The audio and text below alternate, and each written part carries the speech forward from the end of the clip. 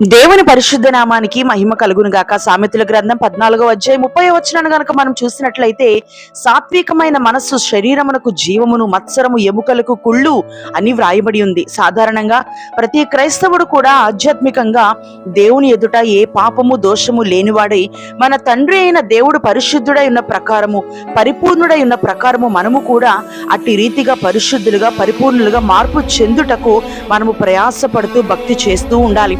ఈ దేవునికి నీకును ఏది అడ్డు రాకుండా నీ శరీరాన్ని నలుగగొట్టుకుంటూ సరిచేసుకోవలసిన బాధ్యత ఎవరిది వారిదే. ఇక్కడ చూస్తే నీ మనస్సు సాత్వికముతో, అంటే ఇతరుల పట్ల దయతో, ప్రశాంతతతో నింపబడి ఉంటే అది నీకు జీవము కలుగ చేస్తుంది అని, కానీ ఇతరుల పట్ల అసూయను కలిగి ఉంటే అది నీ ఎముకలను కుళ్ళిపోయేలా చేస్తుందని వాక్యం సెలవిస్తుంది. ఇంకా నువ్వు చూసినట్లయితే నీ చుట్టుపక్కల వారు, నీ ఎరుగు పొరుగు వారు, నీ బంధువులు, నీ స్నేహితులు నీకన్నా వారు ఆశీర్వదించబడిన స్థాయిలో ఉంటే ఏమాత్రము అసూయ పడక వారిని బట్టి దేవుణ్ణి స్తుతించగలిగిన మనస్సును మనం కలిగి ఉండాలి. యోబు 5:2 ప్రకారము బుద్ధి లేని వారు అసూయ వలన చచ్చెదరు అని వ్రాయబడింది. మన శరీరంలోనికి వెళ్ళిన ఆహారము జీర్ణమైన తరువాత మలినంగా బయటికి రాకపోతే అది మనకే ప్రమాదం కదా.